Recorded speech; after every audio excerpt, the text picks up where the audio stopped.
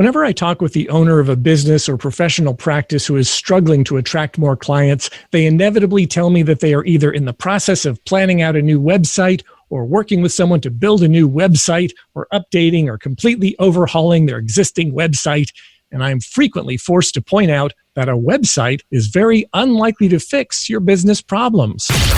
Increase sales, improve margins, and grow your business. Guaranteed. TopSecrets.com. Now, David Blaise. Hi, and welcome to the podcast. Today, co-host Chris Templeton and I will discuss why a website will probably not fix your business problems. Welcome back, Chris. Thank you, David. Nice to be here.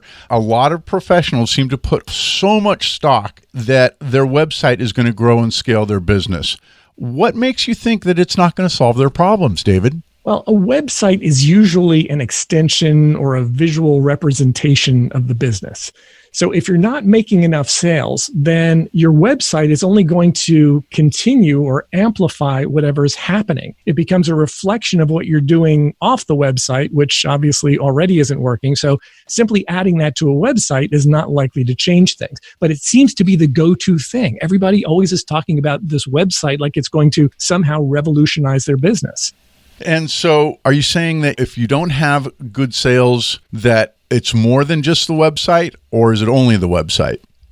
No, the issue is definitely not limited to websites. In fact, it sort of goes back to what we talked about in a previous podcast about marketing vehicles that we used and how some people put their entire faith in the marketing vehicle, in this case, the website, and completely forget about the fact that it's not just the delivery mechanism, i.e. the website, that matters. It's, what's the messaging that's going on there? What am I trying to accomplish? Have I created this sort of greased chute that we've also talked about in previous podcasts that's designed to attract people, pull them in, gather information, turn them from total strangers into prospects by giving me their information so that we can then have a conversation with them or interact with them and eventually turn them into clients. So people think that a website should automatically do that, but very often they're just not even built that way. They're not even designed that way. They're not well thought out, and they're certainly not designed to accomplish the kind of results that people often would like to get from a website.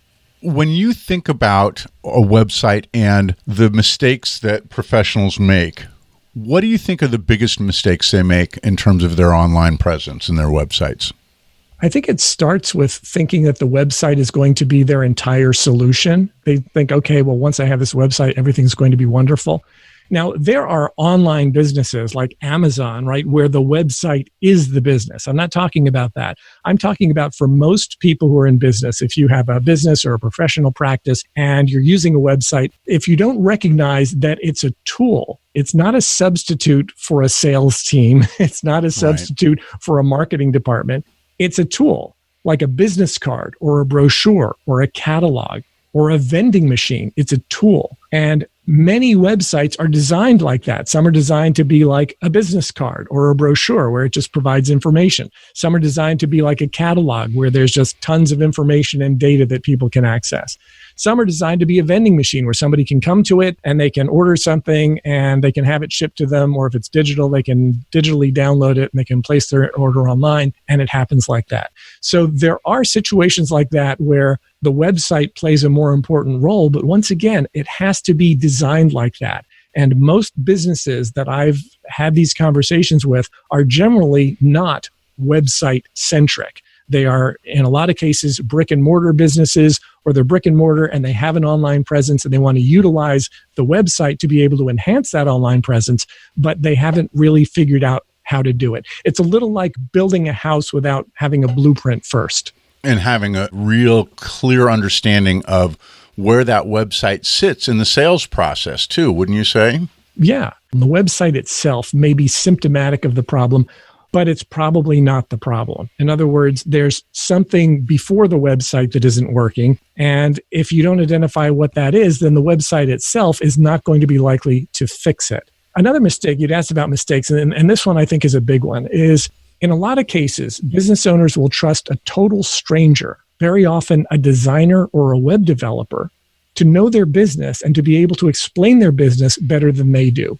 And that is very rarely, if ever, a winning scenario because that's not their job.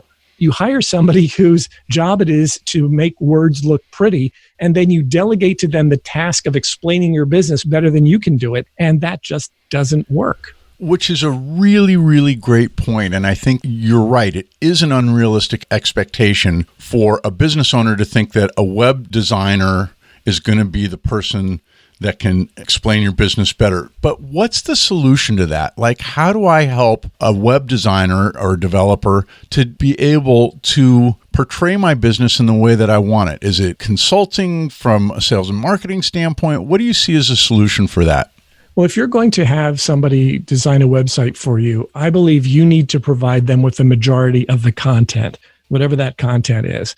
You need to be able to deliver it to them, because if you're expecting them to come up with it, it's just not going to work. So if you're not clear on your messaging, you're not going to know what to put there in the first place. Many people want to delegate that rather than figuring it out for themselves. And you are always far better off figuring it out for yourself. What do you want to have happen when people come to the website? And a lot of times designers won't ask you that. They'll ask you about the colors you want to use. They'll ask you about your logo. They'll ask you about white space, or they'll tell you about white space. And those things are not going to be the deciding factors when it comes to generating revenue on your website. It's just not going to happen. You can have an ugly website with good content that will outperform a beautiful website with little to no good content every single time. And, in terms of where things are going with search engine and that sort of thing, one of the things that we're seeing over and over again is the importance of current content, that it's not something that's just static, that there's blog posts and that sort of thing. Talk a little bit about what else they can do once they've got good content to create more of it on a regular basis. Okay, well, a couple of good points right there. One is that a designer or a web developer actually can be very helpful in that regard. Once you've got the good content, there are people who will be able to help you to get it in front of the people that you need to reach. And if you're doing a lot of it yourself, if you have a WordPress blog or something like that, you can certainly do things with meta tags where you're adding in keywords and you're adding in a sentence or two that describe the primary benefit of the page, so that when people go on a search engine, they're going to be more likely to find it. So there are people who can be helpful to you in that regard, but it all has to start with you. Until and unless you've got a crystal clear idea of what you need to communicate to your market, there is not a web designer in the world that's going to be able to help you. And it really does go back to things like features and benefits and understanding from the client's standpoint what's going to move them, isn't it? Yeah, and figuring out what are the problems they have, because if you're relying on any sort of organic search, chances are people are going to be typing in a problem they're having. They're not likely to be typing in the product or service that you offer. That would be too easy, right?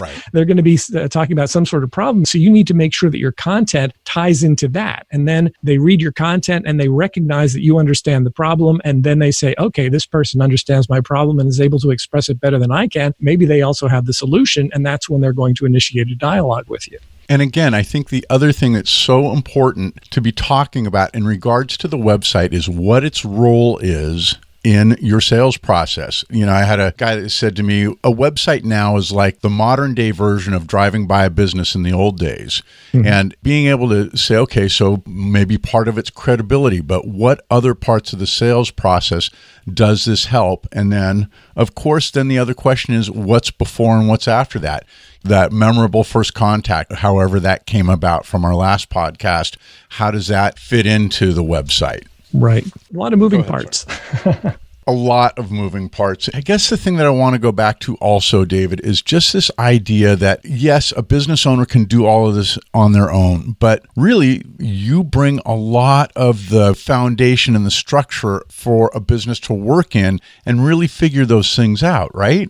Well, yeah, when we work with our clients, that's a lot of what we do is we help them to determine how can I express what it is that I need to do in a way that's going to be compelling so that they have the type of content that they need to be able to put onto a website so that it will actually attract the kind of clients they want to have. It's not enough to just put up content that attracts people. You want the right people. You want people who are going to be interested and willing and able to spend money with you. That's exactly the type of client you want to have. And when you create content that is tuned in to that market and uses language that is attractive to those people, that's what's going to get you the results. So I guess my point is simply to say this. You said earlier, you really got to figure this out on your own. And I'm saying, no, call David. You could do that. Let them help you through the process, because having that structure and those guidelines in place that you bring to a business is going to make a really big difference, especially if you're struggling with it or struggling with this idea of, I don't know how to present myself. One of the reasons that we offer free strategy sessions for people is so that we can have that type of conversation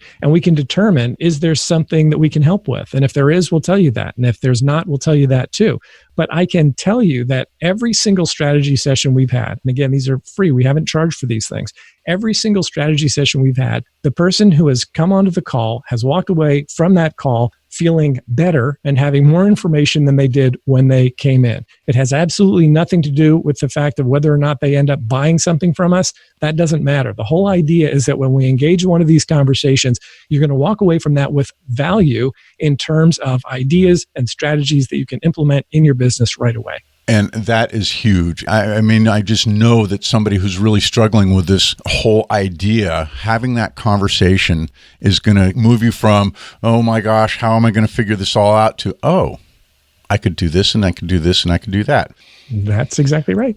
Okay, let's wrap up and talk about the action steps that our listeners should take instead of just relying on a website to fix all their problems, David. Okay, well, I'd start with identifying the real problem in your business. What is it? Are you having trouble attracting clients? Are you having trouble converting clients? What exactly is it that is the bottleneck? In most businesses, it's something related to bringing in business. And you don't want to delegate this to a designer or a web developer. It's not their job to know that sort of thing. That's your job, or your marketing manager or your sales manager's job. And if no one in your organization knows it, schedule a call. We'll at least talk through it and see what we can help figure out for you. Second, focus your best efforts on finding solutions to the problem. You're far better off creating processes and procedures that will get your business to work better than to just put a bunch of money into a website for a struggling business, because you're just taking stuff that isn't working in the real world and you're digitizing it. So that's just not going to work. And then the third thing is, after you have a business model that works, once that's in place and it's running like clockwork, then develop a website that's designed to move prospects through a process that actually works.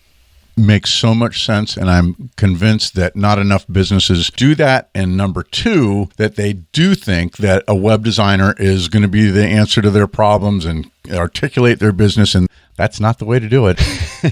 Okay, let's talk about what's coming up on our next podcast, sir.